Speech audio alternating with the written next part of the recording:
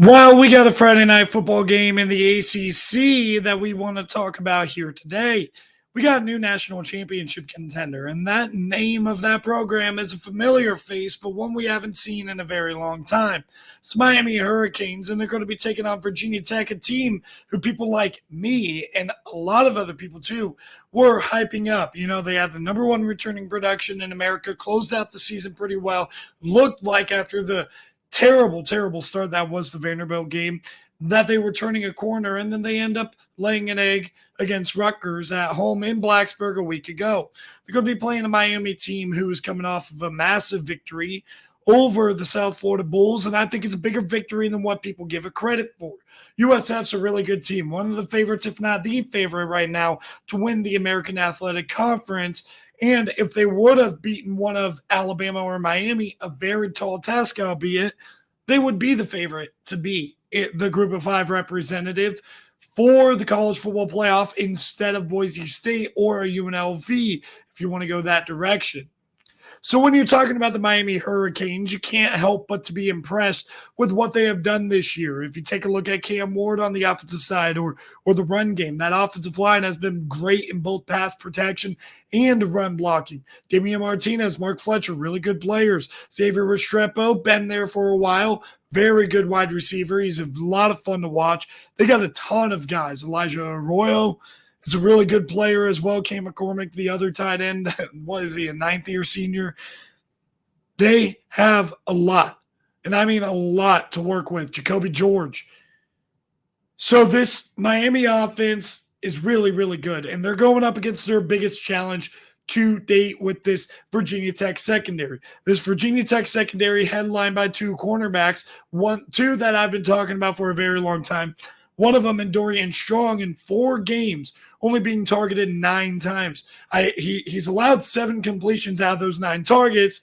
Generally speaking, other teams don't really challenge that side of the field that Dorian Strong is playing on.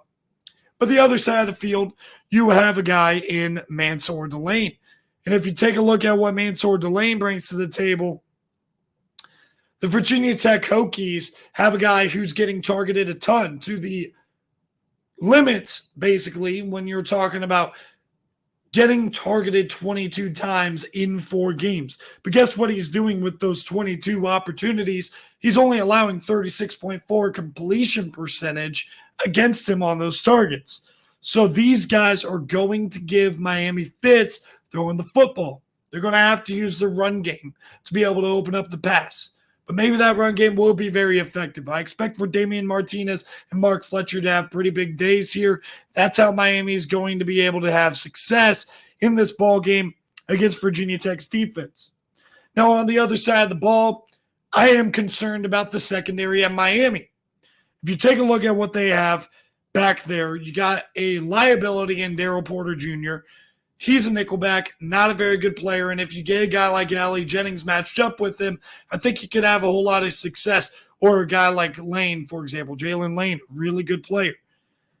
Then you get a couple of other corners. A young corner that I really like for Miami, but he's a true freshman, definitely not ready yet, probably should not be starting, but the lack of depth at corner is something that Miami tried to address in the offseason.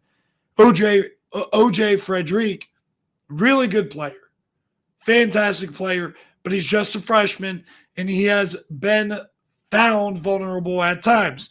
Their best corner, not necessarily talent-wise, because I believe Frederick is definitely the most talented corner, but the most combined experience and talent, Jadaeus Richard. He's a really good player, but he's not a great player. He doesn't elevate the level of that secondary. So that secondary definitely has questions for the Miami Hurricanes. But if you take a look at what they have on the front 7, you can't help but to be optimistic. And you're looking at the front 7 and you're seeing Tyler Barron getting after the quarterback, Simeon Barrow getting after the quarterback, Francisco Mauigoa being able to stop the run game and cover as well. Very athletic linebacker. This Virginia Tech team is going to have a very tough time moving the ball consistently. But I think they're going to be able to hit a couple of nice spark plays, big plays, to be able to move the ball on this Miami team. So Virginia Tech, they're going to try to stay in this ball game, through their defense. And they're going to be leaning on Mansour Delane.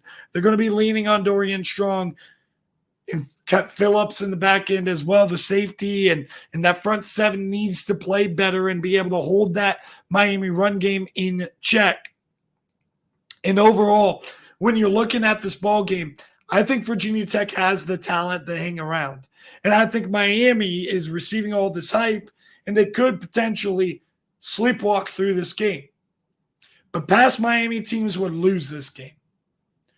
I think the difference between Miami now versus Miami maybe 5 years ago or other Mario Cristobal teams, whether it was at Oregon or at Miami, is I think that things will get tough in this game. And this will be the adversity that Miami is going to face against a Virginia Tech team that's much maligned and very disappointing within the ACC.